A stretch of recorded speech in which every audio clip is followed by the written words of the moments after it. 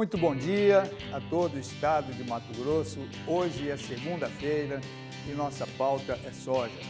Vamos falar sobre o andamento do plantio da soja nos Estados Unidos, que na quinta-feira já estava bem adiantado, sobre o comportamento dessa commodity no mercado internacional, na Bolsa de Chicago, no mercado brasileiro e as quedas na tarde de quinta-feira nos portos de embarque para exportação.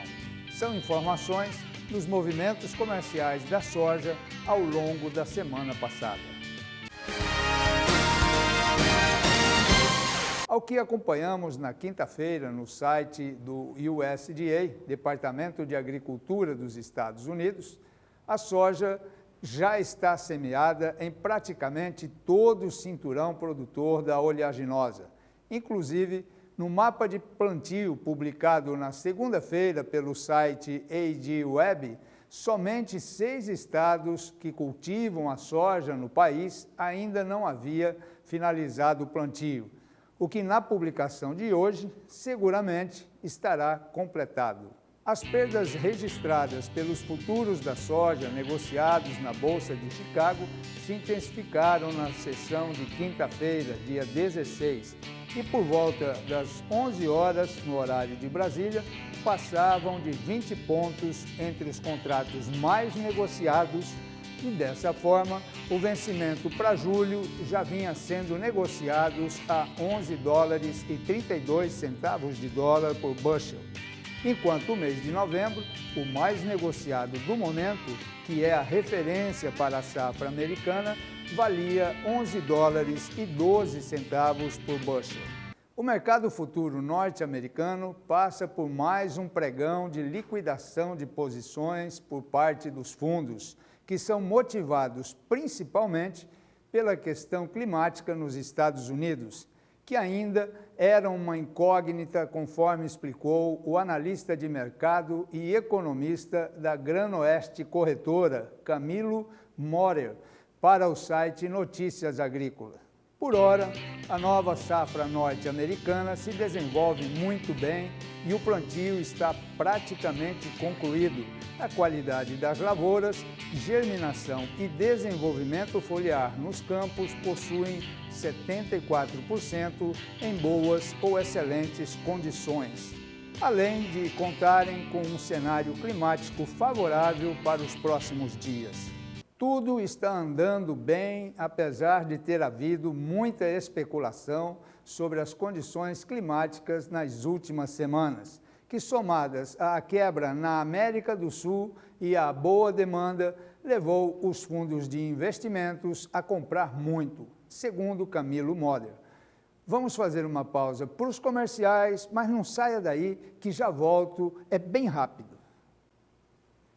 Estamos de volta com o programa Agrobusiness. Ao que temos acompanhado, há uma grande preocupação já de algumas semanas em relação ao comportamento comercial da soja em todo o mundo. E este deverá ser um ano de fortes emoções, novamente pelo aperto no quadro de ofertas e demanda e pelas possibilidades de inversão do El Niño para uma La Niña. Atualmente, nos Estados Unidos, principalmente a porção norte do Corn Belt é a que recebe chuvas mais adequadas, enquanto se mostram mais escassas nas regiões sul e leste, de acordo com informações apuradas pelo Agriinvest Commodities. Inclusive, a previsão da semana passada, que indicava menos chuvas em um período de 6 a 10 dias, se confirmou. Mas no período do dia 20 a 24 de junho, indicam condições melhores.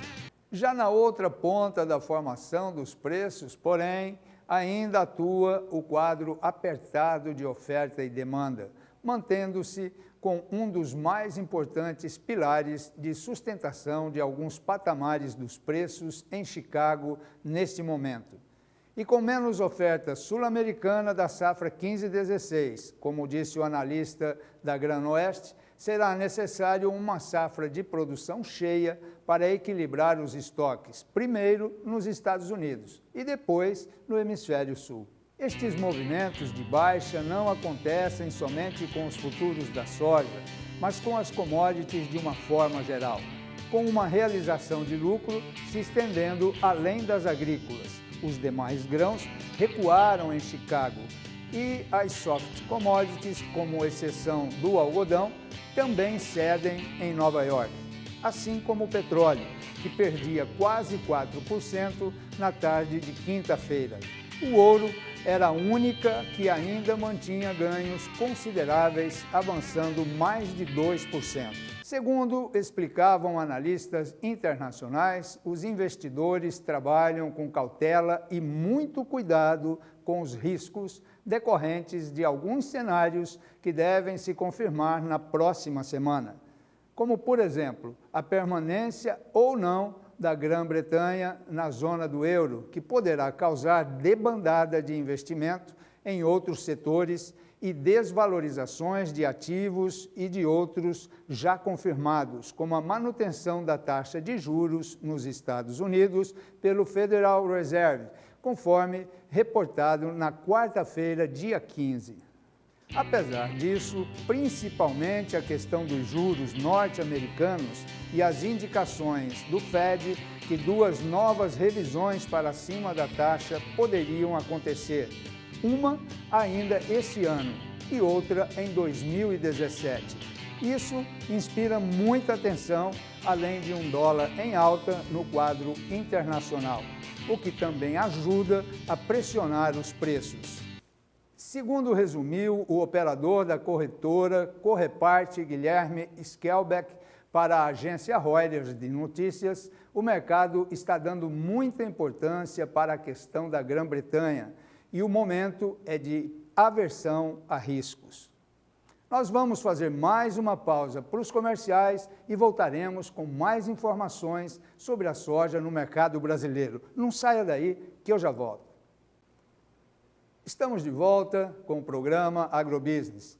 No Brasil, o que vem influenciando mais diretamente na comercialização da soja continua sendo o dólar.